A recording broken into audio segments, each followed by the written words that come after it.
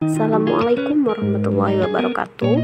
Perkenalkan, nama saya Fasya Hairunisa, NIM 1810901021 dari UIN Raden Fatah Palembang, Fakultas Psikologi, Program Studi Psikologi Islam. Pada kali ini, saya akan menjelaskan materi mengenai psychological climate atau iklim psikologi. Baiklah, yang pertama yaitu definisi dari psychological climate. Terdapat beberapa tokoh yang mengemukakan pendapat mereka mengenai psychological climate. Tetapi di sini saya akan mengambil definisi dari tokoh yang bernama Kant. Menurut Kant, iklim psikologi adalah iklim yang menyebabkan karyawan dengan sepenuh hati menyukai pekerjaan mereka atau justru pekerjaan dapat menjadi hambatan secara psikologis bagi mereka. Kemudian yaitu aspek perubahan psychological climate. Di sini terdapat 4 aspek perubahan dari psychological climate. Yang pertama yaitu kepercayaan pada manajemen puncak. Kepercayaan pada manajemen puncak yaitu kepercayaan karyawan pada atasan atau pemimpinnya bahwa pemimpin itu dapat bersikap jujur, tulus, dan tidak bias ketika ia mengambil keputusan atau langkah sebagai pemimpin. Kemudian yang kedua yaitu kualitas komunikasi dengan perubahan.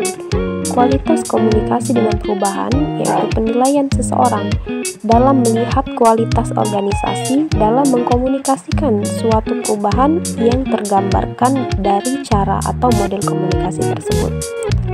Yang ketiga, partisipasi dalam pengambilan keputusan, yaitu manajemen atau atasan memberikan wewenang atau hak kepada karyawan untuk ikut serta dalam proses pengambilan keputusan di dalam organisasi yang bertujuan untuk meningkatkan perasaan memiliki pada diri karyawan tersebut.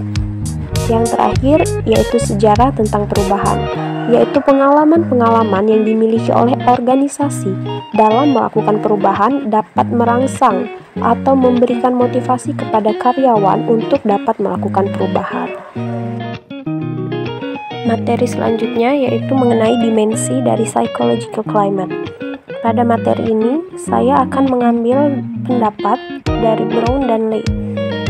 Menurut mereka, terdapat 6 dimensi dari iklim psikologi, yaitu yang pertama, dukungan dari manajemen atau supportive management, yaitu dukungan dari manajemen perusahaan kepada karyawan dengan cara karyawan dapat mengontrol aktivitas dan metode kerja mereka sendiri dan menyelesaikan tugas mereka tanpa rasa takut akan hukuman. Yang kedua yaitu kejelasan peran atau role clarity.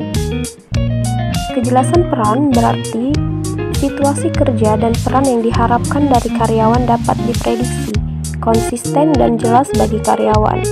Standar kerja yang dapat diprediksi ini akan menciptakan lingkungan kerja yang aman secara psikologis. Yang ketiga yaitu kebebasan mengekspresikan diri atau self-expression, yaitu karyawan dapat mengekspresikan kepribadian mereka jika lingkungan organisasi mereka mendorong dalam kebebasan dalam bertindak dan mengekspresikan diri tanpa rasa takut akan mengalami keamanan psikologis dan dapat menghasilkan kepuasan kerja, komitmen organisasi yang lebih besar dan mengurangi niat keluar. Yang keempat yaitu pengakuan organisasi atau recognition. Kebermaknaan yang dirasa mengenai lingkungan kerja akan meningkat jika karyawan merasa bahwa kontribusi dan usahanya diakui dan dihargai dengan baik. Yang kelima yaitu kontribusi atau contribution. Ketika karyawan merasa bahwa pekerjaan mereka secara signifikan akan memberikan kontribusi dalam mencapai tujuan organisasi, mereka akan menjadi lebih terlibat dalam pekerjaan mereka. Yang terakhir yaitu pekerjaan yang menantang atau challenge. Pekerjaan yang menantang yang membutuhkan penggunaan berbagai keterampilan dan kreativitas akan menghasilkan kebermaknaan yang dirasakan dalam bekerja dan akan membantu karyawan untuk mencapai pertumbuhan individu. Dari yang keempat yaitu faktor yang mempengaruhi psychological climate. Faktor yang pertama yaitu perbedaan individu, yaitu karena berbeda individu maka persepsi juga berbeda. sehingga akan mengakibatkan adanya bias pada persepsi dan adanya pengaruh faktor lain pada individu, sehingga pada lingkungan yang sama tetapi pada individu yang berbeda, persepsinya akan berbeda pula. Yang kedua yaitu persepsi adanya dukungan organisasi, yaitu kesiapan bahwa organisasi mampu dalam memberikan penghargaan untuk meningkatkan upaya dalam bekerja, mendapatkan kebutuhan diterima dan dipuji, dan mengembangkan keyakinan karyawan secara global mengenai penilaian organisasi terhadap kontribusi mereka dan perhatian terhadap kesejahteraan mereka. Faktor yang ketiga yaitu komunikasi dalam organisasi. Dengan adanya hubungan komunikasi yang positif yang ada di dalam organisasi, karyawan akan mempunyai perasaan yang positif pula mengenai lingkungan psikologis dalam organisasi. Materi yang terakhir yaitu mengenai karakteristik dari psychological climate.